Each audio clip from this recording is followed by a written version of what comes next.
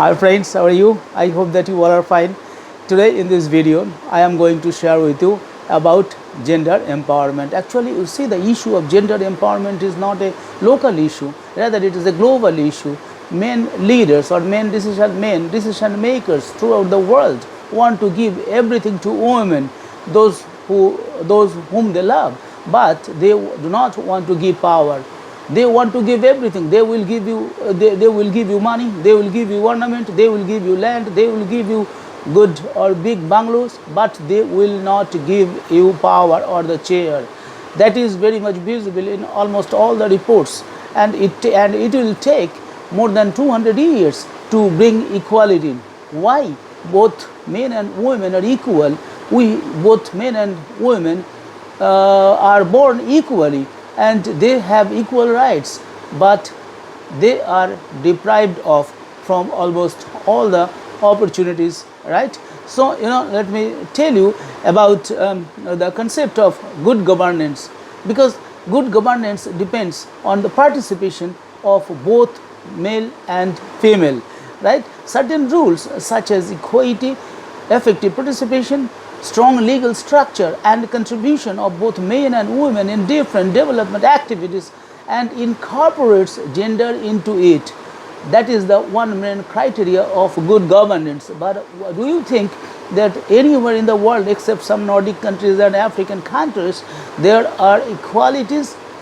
There is not equality in anywhere, may it be economic participation, may it be labor force participation, may it be political participation, may it be social participation. Nowhere in the world you will find that both men and women have equally participated and equally enjoy the fruits of power. If you see the Article 2 of the Universal Declaration of Human Rights, it says that everyone, quote, everyone is entitled to all the rights and freedoms set forth in this declaration without distinction of any kind, such as race, color, sex, language, religion, political or other opinion, national or social origin, property, birth or other status, unquote. Fair representation of women in political affairs is both desirable and important, as it signifies credibility and legitimacy of demographic governance, right? And democratic governance also. So gender balance in democratic decision making process is an essential component, because women are harbingers of new ideas, insights, and perspectives to the political process that enriches the focus and content of discourse in politics and makes governments more responsive to the needs and aspirations of people, and especially of unprivileged people, including women. But gender imbalance is a common phenomenon in almost every society, barring a few Nordic countries. The pace of women's participation in the political decision-making bodies is so slow globally that the Equal Opportunities Commission in the UK had to declare that, quote, at the current rate of progress, it will take 200 years before the Westminster Parliament has equal representation of men and women, unquote. Hence, the issue of gender empowerment through effective participation in political decision-making bodies and other related activities has become a global concern.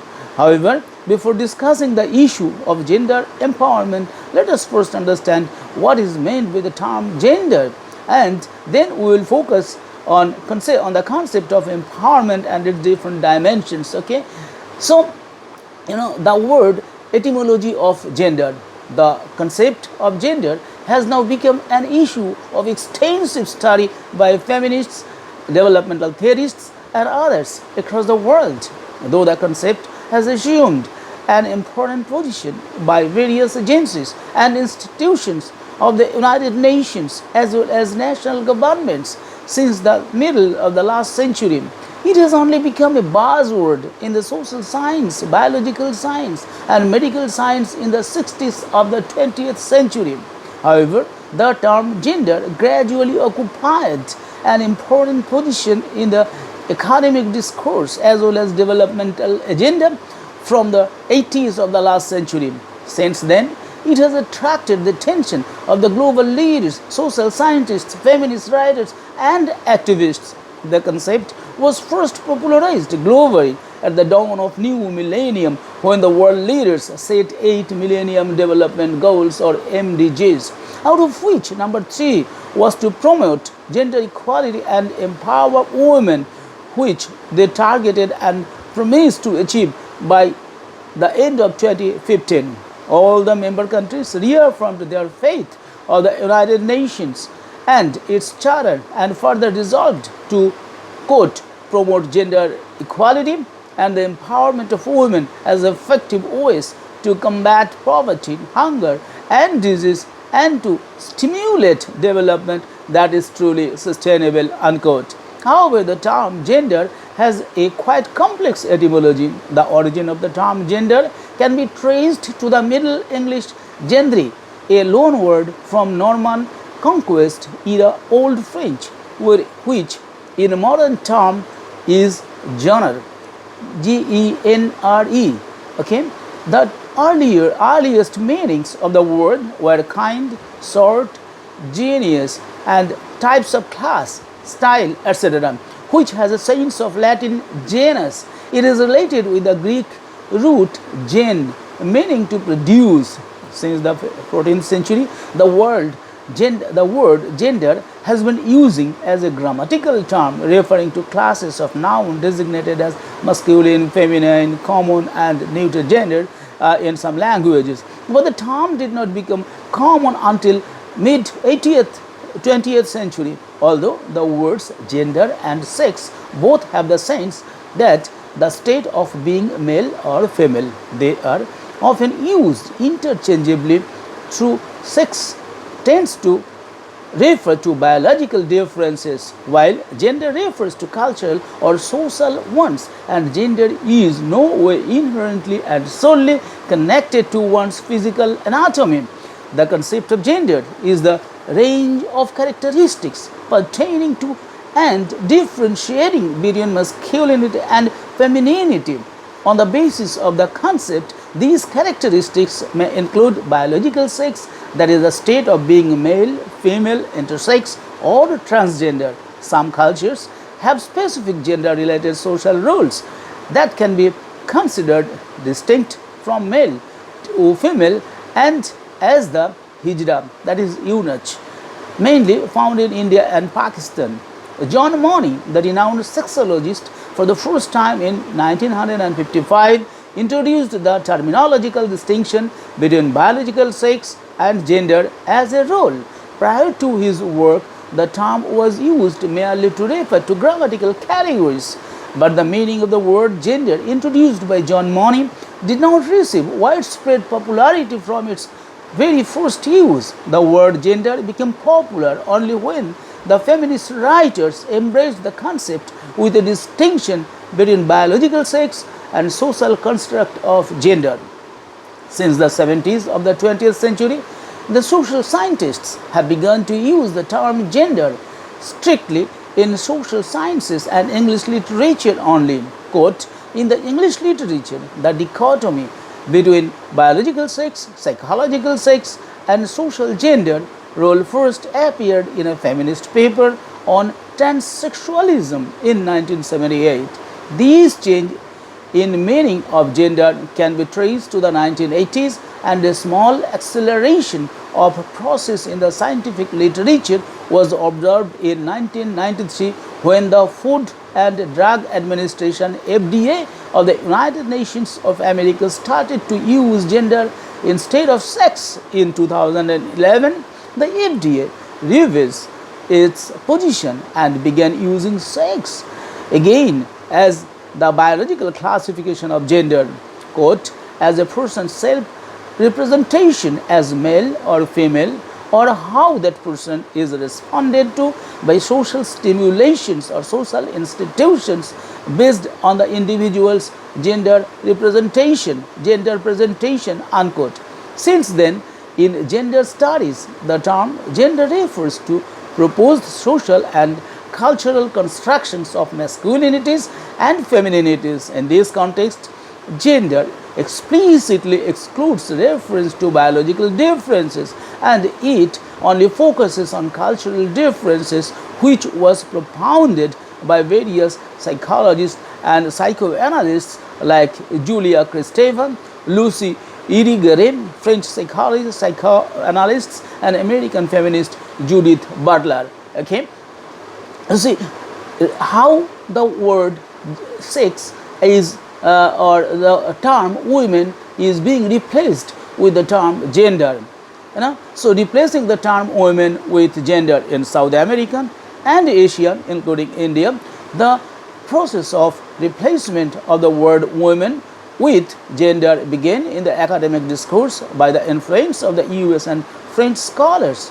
Quote, first, the Brazilian scholars influenced by the US and French debates started to replace the term women with the term gender, unquote, which they termed as a socially constructed category created through power relations between the sexes, therefore not determined by biological differences between men and women, unquote. Since last 4 decades and a little more, the deconstruction process from women to gender has further been popularized with feminist writers and activists. The change in women's position in the northwestern countries since the 1970s, including women's greater participation in education and labor market, opportunities for control over reproductivity through contraception and abortion, changes in the possibilities for and attitudes towards divorce and cohabitation mean that women, and especially young women who had grown up in the 1980s, increasingly think of equality between women and men as something that has been achieved, unquote. However, this change of notion of choice has consistently been replaced in the debates around gender.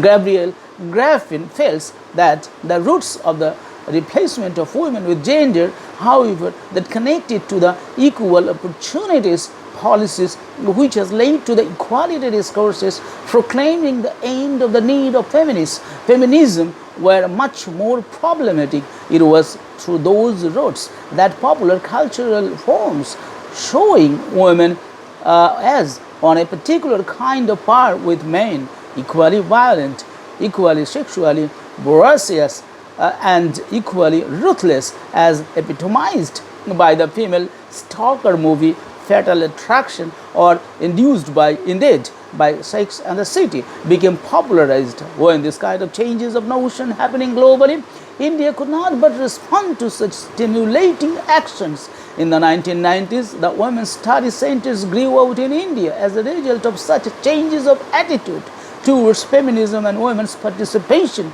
in the people's movement that emerged in the 1960s and 1970s across the world. The SNDT Women's University pioneered the study and entry of women's studies into the Indian university system. The university, established in 1916, aimed at the establishment of gender equality through education. At first, the University Grants Commission (UGC) has affiliated gender studies centers in almost every state in India. Besides, the government of India formulated a national policy for empowerment of women and set up a national resource center for women in the interest of women. But all these things are not available actually. Okay, let me come to the question of gender, right? So what is gender? The concept of gender is now a global phenomenon. It is a cross-cutting issue too. The word gender does not only evoke debate in the development discourse, rather it raises hot debate in an international platform and academia. It is observed that prior to the Fourth World Conference on Women, Beijing 1995, various members of the US Congress raised their concern over the term gender. They said that, quote, perhaps the most amazing thing about the word gender is that it simultaneously appears so clear, and yet under security it proves either ambiguous or contentious, unquote. Traditional writers have used the term gender to refer to the grammatical categories masculine, feminine, neuter, and was used in languages like French or Spanish, but the anthropologists maintain a distinction between the words gender and sex. They consider sex as the biological categories of male and female and use of gender to refer to social or cultural categories. So, let us now look at some of the definitions given by the scholars from different fields and some meanings designed to different dictionaries. The concise Oxford Dictionary 1982 defines the term gender as grammatical classification of objects roughly corresponding to the two sexes and sexlessness. According to compact Oxford Refresher Dictionary 2001, gender is the state of being a male or female with reference to social or cultural differences and the members of one or the other sex. The word gender is found in English Bengali Dictionary, meaning a distinction of words answering to sex. According to Chambers 20th Century Dictionary 1983, the verb form of gender is to beget, to generate, to copulate, and the noun form of gender is a mind, a distinction of words roughly answering to sex, grammatically, losing or jocularly. On the other hand, the first edition of the Oxford English Dictionary, OED, Volume 4, 1900, puts the original meaning of gender as kind, but this meaning is obsolete now. According to Aristotle, the Greek philosopher, Protagoras used the term masculine, feminine, and neuter to classify nouns and introduced the concept of grammatical gender. In English, the word became attested more widely in the context of grammar than in making sexual distinction, as it is evidenced in the Fowler's modern English uses. In 1926, Henry Watson Fowler stated that, quote, gender is a grammatical term only to talk of persons of the masculine or feminine gender, meaning of male or female sex, unquote. However, the term gender has been using to refer to masculinity or femininity, as these types are found throughout the history of modern English from about 14th century. But in modern time, the meaning of the word gender has been altered, and now it indicates a set of perceptions of people of a given society that ascribes some attributes to male, female, and transgender. Gender is basically a set of experimental and presentational characteristics associated with the culturally arising from pairing with a particular sex. Hence, to define the term, it can be said that, quote, gender refers to the social attributes and opportunities associated with being male and female, the relationships between women and men, and girls and boys, and the relations between women and between men, unquote. The attributes, opportunities, and relationships between men and women and boys and girls are socially constructed and learned through the socialization process. However, these are context specific and time specific and changeable. The concept gender determines what is expected, allowed, and valued in a woman or a man in a given context. Okay, now I will make a difference between sex and gender. G.G. Woolwich, in his book Conversing on Gender, a primer of entering dialogue, revised edition, extensively deals with the terminologies and various aspects of sex and gender. He considers that gender as a term differs from sex in being about socially expected characteristics rather than biology. Further, he points out sex has to do with the body parts, gender with the manner in which a person puts assignment of male or female into practice within social limits. Woolwich also envisages that, quote, gender typically refers to social process of dividing up people and social practices along the lines of sexual identities. The concept of, unquote, the concept of sex refers to the biological differences between women and men, and they are generally permanent and universal. On the other hand, gender refers to the socially constructed roles and responsibilities of women and men in a given cultural location. These roles are influenced by perceptions and expectations arising from cultural, political, and environmental, economic, social, and religious factors, as well as custom, law, class, ethnicity, and individual or institutional bias. Gender attributes and behaviors are learned and can be changed, unquote. So according to American Psychological Association, sex refers to person's biological status and is typically categorized as male, female, or intersex, that is, a typical combinations of features that usually distinguish male from female. A number of indicators of biological sex can be highlighted, including sex chromosomes, gonads, internal reproductive organs, and external genitalia. On the other hand, gender refers to the attitude, feelings, and behaviors that a given culture associates with a person's biological sex. Interchangeably and interestingly, a person's behavior that is compatible with the cultural expectations is referred to as a gender normative, and the behaviors that are viewed as incompatible with these expectations constitute gender non-conformity.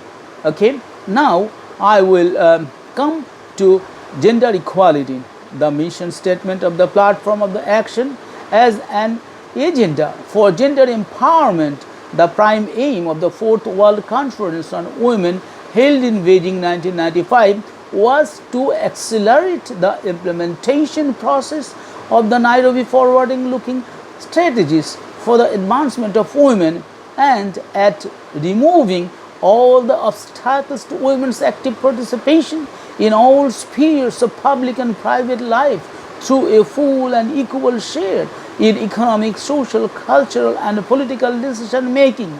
This means that the principle of shared power and responsibility should be established between women and men at home, in the workplace, and in the wider national and international communities. So, gender equality has been identified as a key component of sustainable development goals.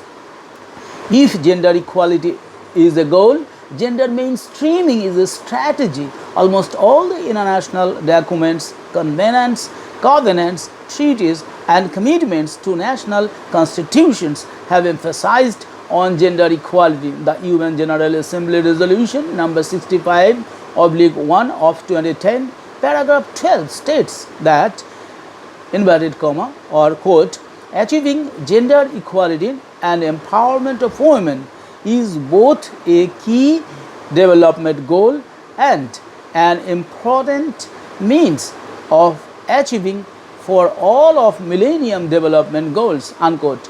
These resolution number 65/1 emphasizes progress in gender equality through a focus on women's access to education, full and productive employment for all labor and time-saving technologies to assist women's participation in economic and political decision-making processes and ending violence against women. Okay, now I would like to highlight on gender role, and not gender role. I will now I will shift towards the word empowerment, which is my last topic for today's video. The word empowerment, its origin, meaning, method, and significance. Results of various research studies substantiate that across the different social, cultural, economic, and political contexts, the common elements that underlie poor people's exclusion are their voicelessness and powerlessness due to unequal power relations for social poor people and especially women are unable to influence or negotiate better terms for themselves with employers, party leaders, bureaucrats, governments, and civil society members. All poor people, and particularly women, being dependent on others for their survival, frequently find it impossible to prevent violations of human rights, dignity, respect, and cultural identity. Therefore, the issue of empowerment of poor people and especially of women's empowerment has assumed the most important element in development studies. Okay, but the concept of empowerment is not very old. The word empowerment became a buzzword only in the 60s of the previous century.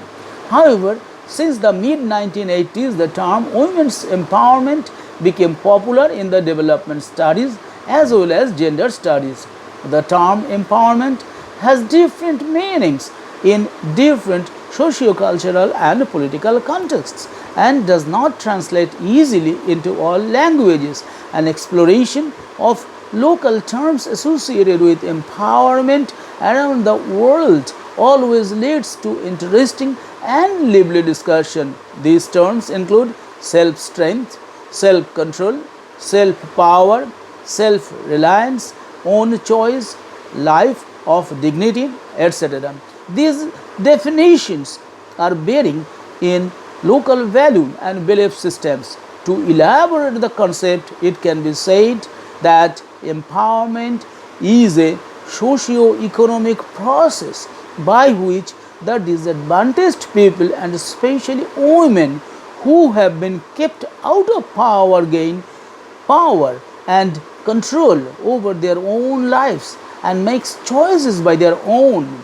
Women empowerment is a process which enables women to organize themselves for increasing their socio-political and economic self-reliance and assert their constitutional and legal rights to make choices and decisions to control their own lives, widens the scopes of accessibility and available resources which will give them strength in challenging their subordinate status in society.